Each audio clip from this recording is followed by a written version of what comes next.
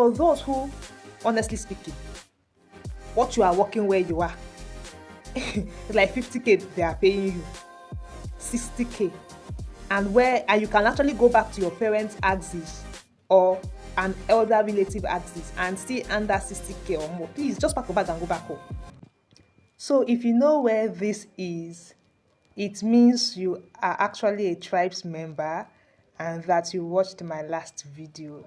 So I want to welcome you back once again. And for those of you who are new to this YouTube channel, my name is Christina Elias and you are welcome to Everything Life with You.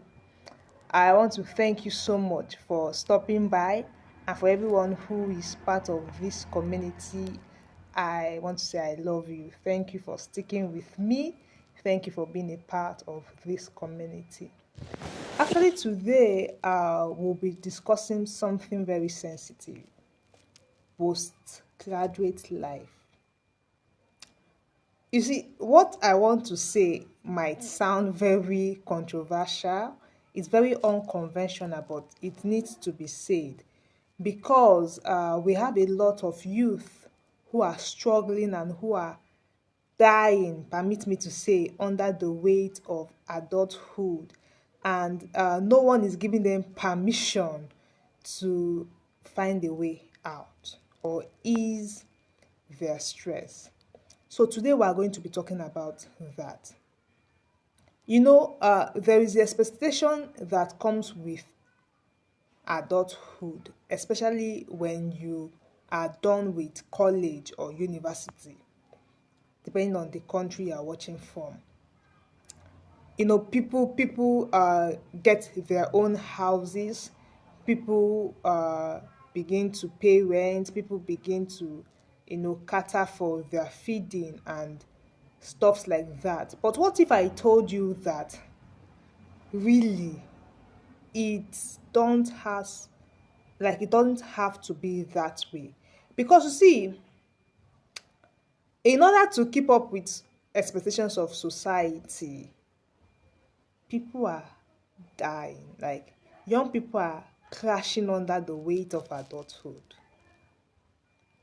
And you see, one of the reasons why it has, though it's taking some persons to actually become successful or build, tangible investments, it's actually because you are trying to take on responsibilities that you are not yet able to. Like, you have not gotten to the, realistically speaking, you have not gotten to that place in life where you can take on those responsibilities. But because you are trying to be an adult according to society's standard, your breakthrough is taking longer. Because the resources that you should be channeling towards building, towards raising sustainable structures, you are using it, you are expending it uh, on adulthood responsibilities. So what if I told you that it's okay to go back home? Let me just let that sink. What if I told you that it's okay to go and live with an older relative? Because you see, let's even be sincere. Most young adults who get out of higher institutions, except you were privileged to, get in the game of employment or entrepreneurship whilst you were in university, most adults who get out of school, it usually takes between 3 years and more before they can finally find their footings. Like, those in my country, I'm recording this from Nigeria, those from Nigeria can relate more, unlike those of us in the western part of the world, where right from high school, some of you are already working part-time. In this part of the world, it's not really so. Most people only get exposed to adulthood post university education, or for those who could not further post high school. So the concept of being exposed to life whilst we are very young and tender is really not there. And so, and so when we graduate from university, it's when we begin to learn certain things. But somehow, society just expects us to magically fix it all, to magically, just catch up. Meanwhile, we have not been in this game before now. But somehow, society expects us to magically figure it all out and get settled down. But you see, it does not always work out that way because you do not see, you are not a wizard. Like, we do not magically arrive. We do not just magically arrive. People struggle, navigate their way, get to discover what works for them before they can finally begin to, have a firm grip on life. And usually, this takes about 3 years or more for most young adults, for the average person who just gets out of university to finally wrap their head around life and know what works for them. So whilst you are in this phase of trying to figure it all out, what if I told you it's okay to do that from your parents' house? Because you see, you won't really progress that quickly in succeeding when every resources that comes into your hands at this fragile state, you are brainstorming on how to divide it between rent, food, clothing, and other responsibility that are attached, electricity bills, data, and even some younger siblings responsibilities that might be on you. You are going to take a longer time actually building anything tangible if the minute income you are earning now, you have to figure out a way to divide it between all these things and still keep afloat. So you can actually see the reason why it takes the average youth from this part of the world a longer time to actually become established in life, because the system does not give us a way out. It does not make these things easy for us. Actually, some time back, I'm saying this as a young adult who is actually also navigating my way through life post graduation, and some time ago, I think it was years back, I actually across a post from an elder man on the online space, and he was talking about it being okay for people who upon for young people who upon graduation, like he was actually saying, like, just live with an older sibling for at least a year post your graduation, post university or college graduation, so that you can find your footing. Actually, when I came across that post back then, it didn't make much sense to me. Like, it was not my reality. I was still in school, so I really didn't take much thought to it. But years later, I can actually see that this was a candid advice. Like, it's it's a Goldman advice.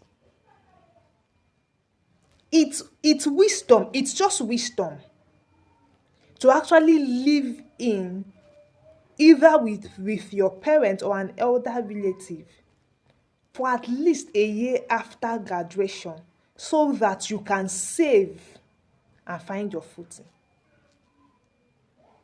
I'm telling you.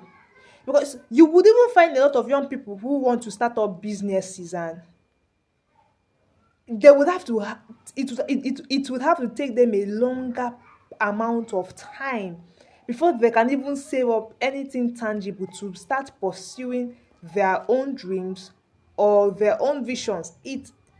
Because when you are busy dividing your 45K salary between house rent, between feeding, between data, electricity bill payment, how much do you have left at the end of the day to even save up to get established or get started in your dream business?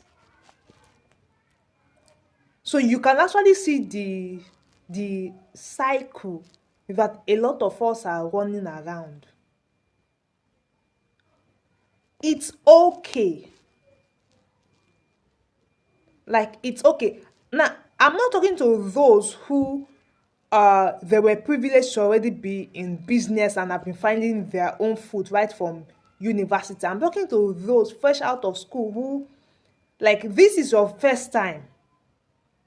This is your first time getting into the employment market. This is your first time having to pull resources to cater squarely for your own need. It's okay. Some of us, in a bid to escape, like in a bid to escape or to feel like adults, we just immediately after graduation and NYSC, we just pack up and disappear. We maybe go to another state and go and rent a house. And 1 year down the line, you are struggling.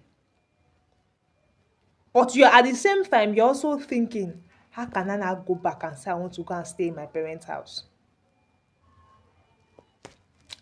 You will struggle. And let me just say, you will struggle. You will struggle. So you can actually kill your pride and let yourself understand that actually you are taking a wise step. You are taking like a very wise step to build so that you can make a comeback. So that you can make a comeback. If you're also privileged to maybe land a very high paying job of maybe 300K and above, we thank God for you. You can manage to find your way and sort yourself and pay rent and do all of these things and still save. But it's still also ideal. If it wouldn't hurt you much, it's still also ideal that you just find someone to maybe share rent with, or find an elder relative who can take you in, so that the expenses you have to run at this point in your life will be minimal, and so that you can save more. Because it don't matter if you earn 400K monthly and on each month you have to run an expenses of about 250 to 300K. So that means you have only 100K left to think about saving or investment. But consider it that you earned maybe 300K and above, and you are living with an elder relative, or you are co-renting with someone where the maximum expenses you have to run per month is maybe just 150K.